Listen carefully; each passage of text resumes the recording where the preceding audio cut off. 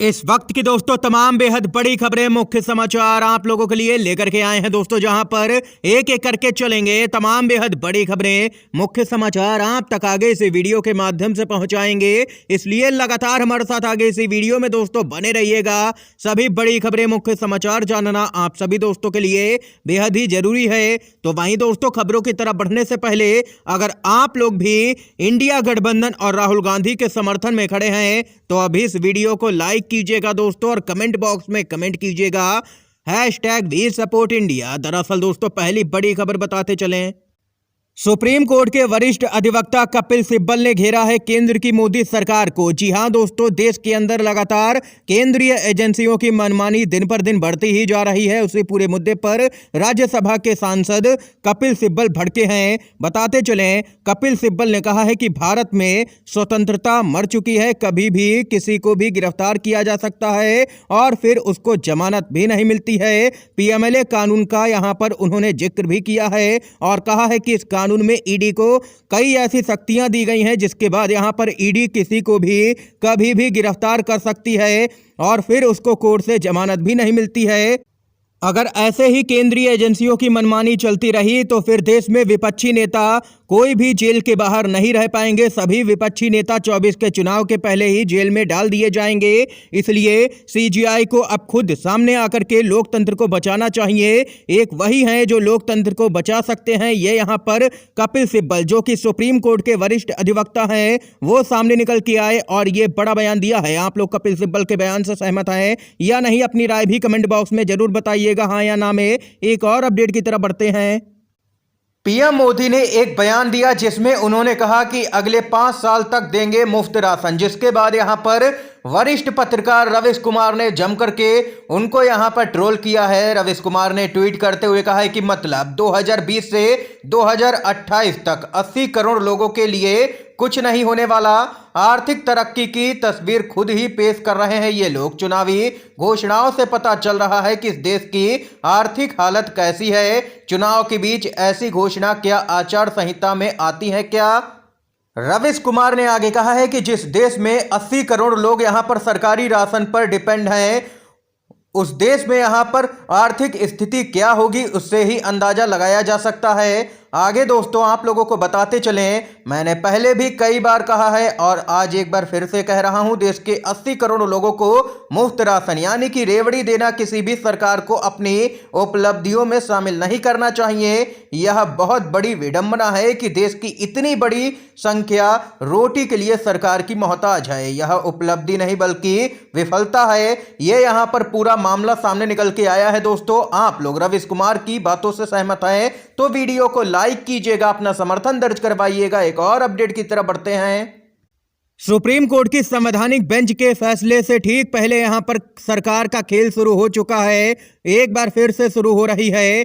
चुनावी बॉन्ड की बिक्री वैधता पर सुप्रीम कोर्ट ने सुरक्षित रखा है अपना फैसला। जी हां दोस्तों, इलेक्टोरल बॉन्ड की वैधता पर सुप्रीम कोर्ट में फैसला सुरक्षित होने के तुरंत बाद सरकार ने 6 नवंबर से ही बॉन्ड्स बिक्री के कार्यक्रम को मंजूरी दे दी है। सुप्रीम कोर्ट का फैसला आने से पहले ही 20 नवंबर तक बिक्री पूरी हो जाएगी।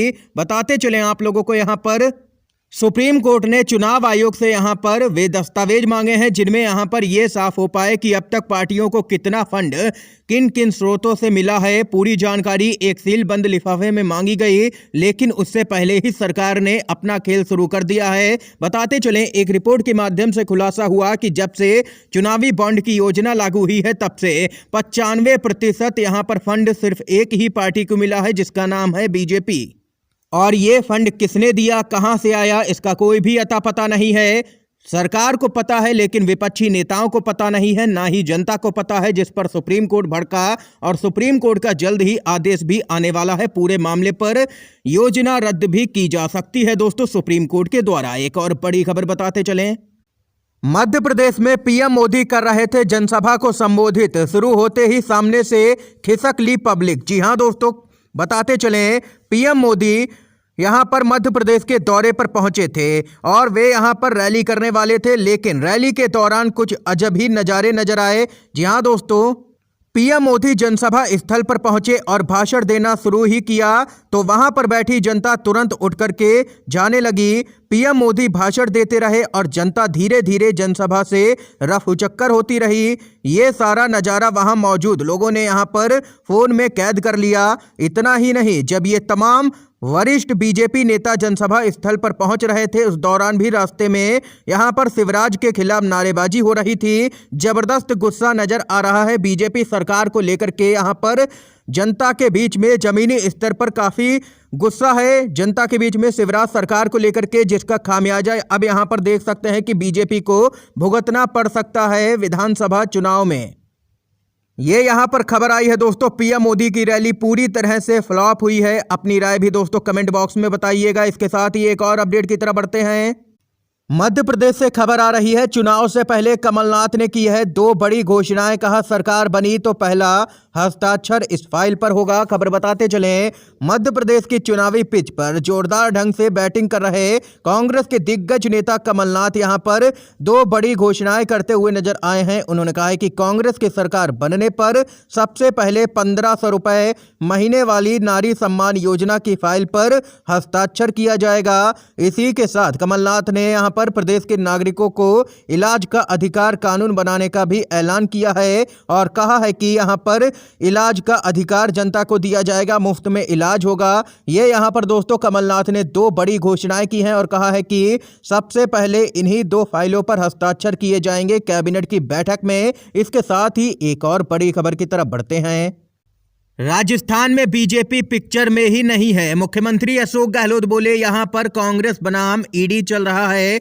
जी हां दोस्तों, खबर बताते चले आप लोगों को, राजस्थान विधानसभा चुनाव की उल्टी गिनती शुरू हो चुकी है। ऐसे में राजनीतिक दलों के नेता एक दूसरे पर हमलावर होते हुए दिख रहे हैं। इस बीच चुनावी राज्यों में ईडी के एक्शन ने सियासी पारा और भी चढ़ा दिया है। ऐसे में राजस्थान के मुख्यमंत्री अशोक गहलोत के बेटे को ईडी के द्वारा पूछताछ के लिए बुलाए जाने पर मुख्यमंत्री ने बीजेपी पर निशाना साधा है। बताते चलें, सीएम अशोक गहलोत ने बीजेपी पर हमला बोलते हुए कहा कि बीजेपी राजस्थान में कहीं भी नजर नहीं आ रही है। राजस्थान में कांग्रेस बनाम ईडी है, ईडी हमारे पीछे पड़ी है।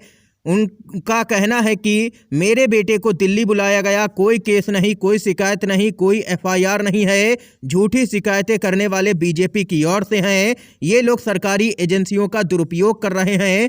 इसलिए यहां पर भाजपा समझ चुकी है कि वे चुनाव हार रहे हैं, इसलिए अब भाजपा ने ईडी सीबीआई को आगे कर दिया है। ये यहां पर दोस्तों गहलोत की तरफ से बड़ा बयान आया है। इस समय की आज की तमाम बेहद बड़ी खबरें थी दोस्तों, मुख्य समाचार थे जो हमने आप लोगों तक पहुंचाए। अगर आप लोगों को ये वीडियो पसंद आया हो तो अभी इस वीडियो को लाइक कीजिएगा दोस्तों। ज्यादा से ज्यादा इन खबरों को, मुख्य समाचारों को शेयर कीजिएगा अपने सभी दोस्तों में, और चैनल पर नए हैं तो दोस्तों चैनल को जरूर सब्सक्राइब कीजिएगा। वीडियो देखने के लिए आप सभी दोस्तों का बहुत बहुत धन्यवाद। जय हिंद, जय भारत।